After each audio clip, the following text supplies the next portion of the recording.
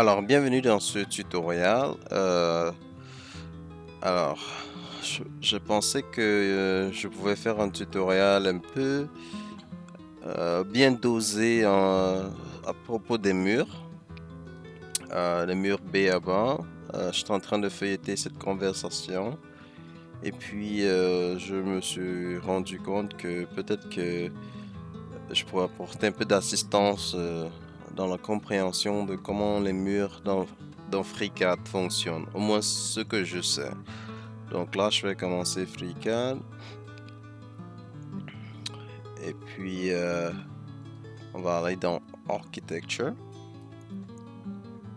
Ok. Donc il y a trois façons que je sais qu'on fait des murs. Donc la première façon, c'est tout simplement de cliquer sur l'option mur et puis tu as des options que tu peux prédéfinir, comme la hauteur et puis tout ça. La longueur aussi. Donc si on veut qu'il soit, disons, 3 mètres, c'est possible.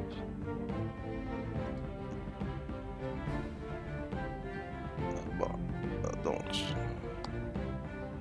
j'entre ici 3 mètres.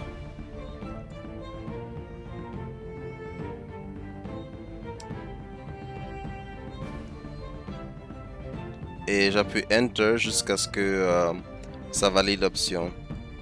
Mais ce mur, s'il est totalement paramétrique et autonome, c'est-à-dire que euh, il a sa propriété de length qu'on peut toujours modifier comme ça. Mais tu vois, là, il, il s'étend à partir du centre, du modèle. Donc, on peut toujours modifier la hauteur comme ça. Et puis, toutes les autres propriétés qui concernent un mur simple comme celui-ci. Mais à mon avis, ce genre de mur est un peu, disons, limité. Parce que par exemple, là, je viens de changer son offset. Non, c'est pas ça. Il faut modifier là. Donc là, par exemple, j'ai modifié son offset et il n'a pas bougé. Donc il est limité à mon avis parce il peut pas se contrôler des côtés.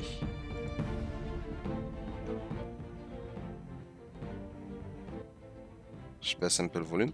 Il peut pas se contrôler de côté. Donc le type de mur que je préfère généralement créer, c'est un mur qui dépend du draft wire.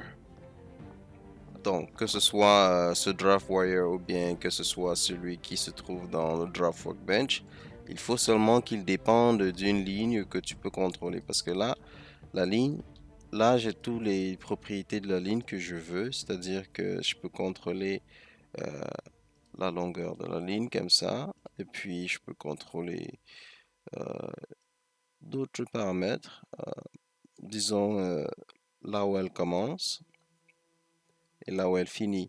Et la hauteur de là où elle commence et la hauteur de là où elle finit, des choses comme ça. Donc, tout ce qui concerne la ligne, je peux contrôler. Donc là, maintenant, je m'en vais dans le Arc Workbench et je lui dis, je veux un mur, comme ça, tout simplement. Et là, il me donne ce mur. Donc, qu'est-ce que je peux faire avec cette ligne? Ce qui est intéressant avec la ligne, c'est que je peux générer plusieurs types de murs maintenant que je veux. Donc, ça peut être, je peux dire, mur A, comme ça. Et puis, j'ai toujours la ligne ici. Je vais changer la couleur pour plus de visibilité, comme ça.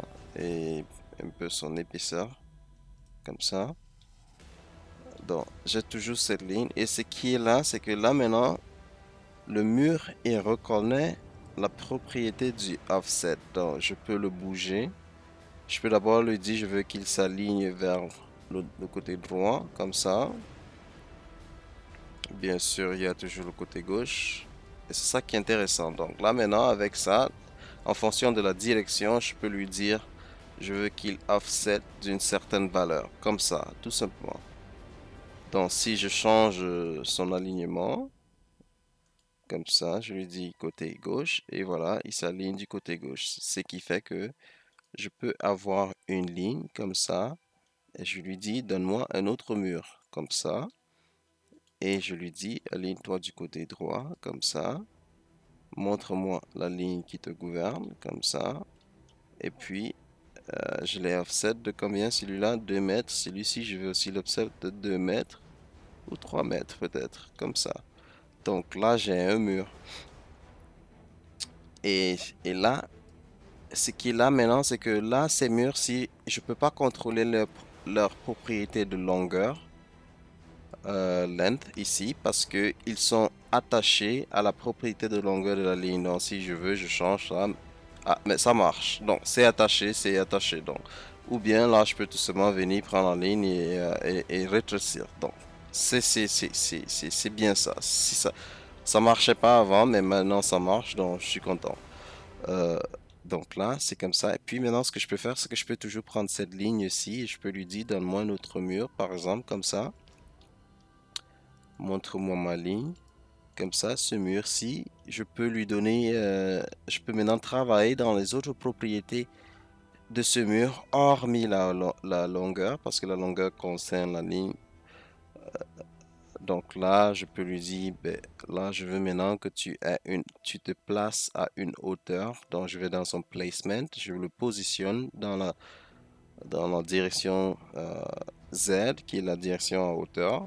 Donc, je le mets à 3 mètres de haut, comme ça. Non, pas ça. Ça, c'est la ligne que j'ai sélectionnée. Donc, la position de la ligne gouverne la position de base de tout objet. Donc, ce que je vais faire, c'est plutôt sélectionner ce mur et changer sa position de hauteur, donc 3 mètres, comme ça. Donc, ce qui devient donc intéressant, c'est que maintenant, je peux dire à ce mur, je veux qu'il soit ce que je veux. Donc, je peux le convertir en slab si je veux, en dalle si je veux. Donc là, je lui donne une hauteur, par exemple, de, de si vous voulez, hauteur 3 mètres. Je lui donne une hauteur de 0,2 mètres, comme ça. Et puis, je lui donne une largeur qui est équivalent à cette distance. Donc, si je la mesure vite fait là, ça c'est à peu près 5,4. Donc, je sélectionne mon mur. Je lui dis, je veux que tu aies une épaisseur de 5,4 mètres, comme ça. Mais bien sûr, il est toujours bien placé au centre, là. Donc, je dois calculer son offset. Donc là, par exemple, je dois le offset de à peu près 50,50 mètres, comme ça. Donc là, je le sélectionne. Je, je le sélectionne et puis je le offset. Je lui dis de s'aligner vers le côté droit d'abord. Et puis, non, vers le côté gauche. Ok. S'il est aligné vers le côté gauche, ça veut dire qu'il faudrait que je recalcule ça à nouveau. Je remets ma plane de travail là. Et puis, je le recalcule. Je vais juste stretch. Comme ça, jusqu'à ce que je touche ce bout. Et il me dit, ma nouvelle valeur, c'est 3,2. Donc là, je vais le offset de 3,2. Comme ça. Dans la mauvaise direction. Donc je mets le signe négatif. Comme ça. Et puis voilà, c'est ça. Donc, ce qui fait qu'avec ça maintenant, top view. Avec ça maintenant, j'ai la possibilité de toujours contrôler euh, les propriétés de, de mon mur et de ma dalle et tout ça avec une seule ligne. Donc là, par exemple, on change la longueur de cette ligne. Et là, Je lui dis, je veux qu'il soit, disons, 20, comme ça. Et donc là, tout change avec. Et donc là, maintenant, la troisième façon c'est d'utiliser les sketchs. Comme ça, on va utiliser les sketchs. Et puis, on va créer un sketch comme ça, tout simplement. Disons ici, on prend cette ligne-là et on fait ça. Et on fait ça. Fermé. Et puis, c'est la même chose que créer les murs avec le DraftWire. Seulement, on utilise le sketch. Et parce qu'on a toujours la possibilité de modifier le sketch quand on veut, comme on veut, comme ça. Donc, euh, comme c'est le cas, ce que je peux donc faire maintenant, c'est que je peux prendre ce sketch, j'entre dans ce sketch, je dis à ce sketch, je veux que ce sketch soit une réplique de celui-là, comme ça, et puis je le dessine au-dessus.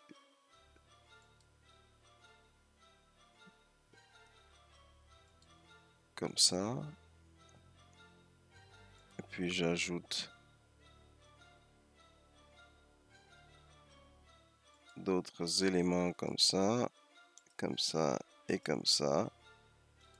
Close. Je dois supprimer ça et ça. Il y a quelque chose qui marche pas bien avec mon sketch.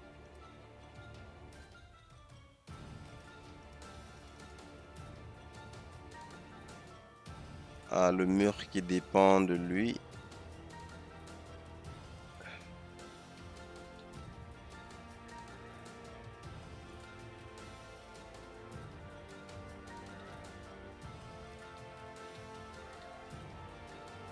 Ok.